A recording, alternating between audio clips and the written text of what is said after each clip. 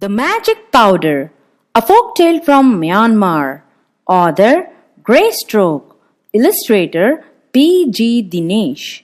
Read by Gayatri Santhosh. This audio is being recorded voluntarily for visually impaired students. Once upon a time, in a little village on the banks of the Irrawaddy river, there lived a young woman called Tuza. She was very happily married to handsome young Thengi. But there was one problem that nagged Tuza. Her husband believed he was an alchemist and would spend all his time dreaming about ways to turn dirt into gold. All day and for days on end, Thengi spent his time in experiments searching for a breakthrough. Soon, all their money was over and young Tuza had to struggle to buy food for the two of them. She became very worried. "You should find a job soon," she pleaded with her husband. "We cannot continue like this." But Thengi wouldn't listen.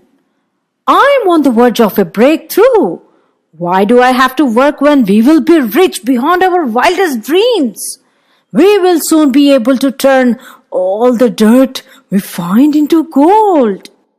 Disheartened, Tuza approached her father, wise old Thet, for a solution.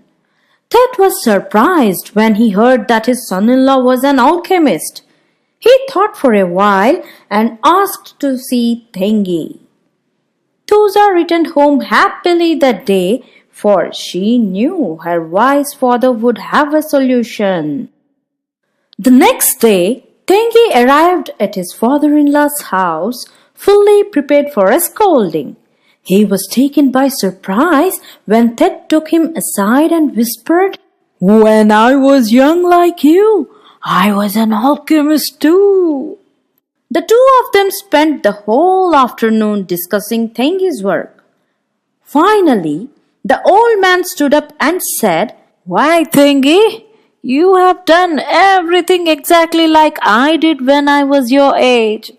You are definitely on the verge of a breakthrough. Congratulations! But you seem to be lacking one very important ingredient in your experiments.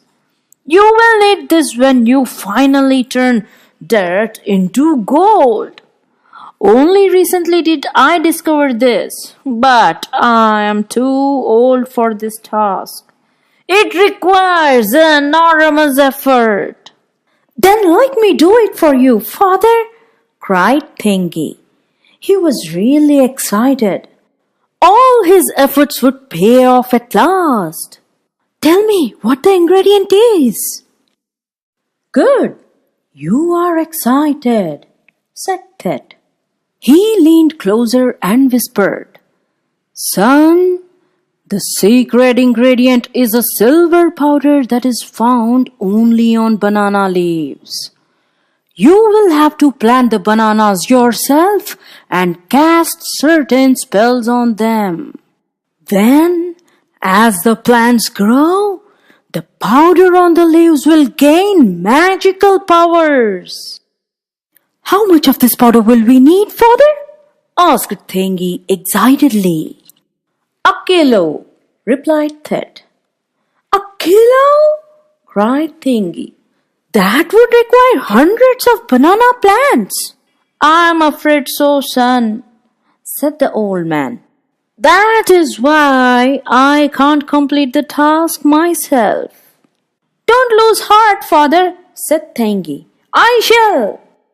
Later that evening, the old man taught his son-in-law the magic spells and loaned him the money to start the work. The very next day, Thengi bought a small field near his home and cleared it. Just as he had been instructed, he dug the ground himself and planted the saplings after carefully chanting the magic spells. Every day he went to the field and examined the saplings. He kept the weeds and pests away diligently. When the plants grew and bore fruit, he carefully collected the silver powder from the leaves and kept it safely in a box. There was hardly any powder on each leaf, so Tengi had to buy more land and grow more bananas. But he was determined to do what was needed.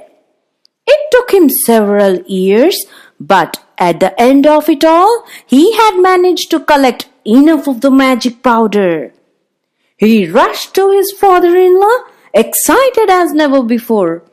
He would soon be able to make gold from mere dirt. "Father, finally! Here is the killer of magic powder!" he cried. The old man was filled with joy. "Wonderful!" he said. "Wonderful! You have done well, Tengi. I am proud of you. Now I will show you how to turn dirt into gold. But first, let's get Tuza. We need her help." Tengi was a little puzzled, but without losing any time, he ran to his wife and was soon back with her. "Tuza," asked the old man, "what did you do with the bananas when your husband was collecting the powder?" "Why, I sold them, father," replied Tuza. "That's how we earned a living." "Then you must have been able to save some money too. Tengi grew more than enough bananas," the old man continued. "Yes, I did," replied Tuza. "Can we see it?" asked Thet. "Of course, I have kept it safely at home," beamed Tuza. The three of them went to Tengi's house, where Tuza produced several bags from the loft where she had kept them safely. Thet opened one of the bags, peered inside, and smiled. He then emptied one of the bags on the table. Gold coins tinkled as they fell in a huge shiny heap. Then he went to the field and came back with a handful of dirt, which he placed next to the heap of gold. "You see, Tengi," he said, turning to his son-in-law, "you have changed dirt into gold." Never after that day did Tengi collect any more magic powder from the leaves, but he continued to grow bananas. His alchemist father-in-law had taught him the best way to turn dirt into gold, after all. He didn't need the magic powder anymore. The end.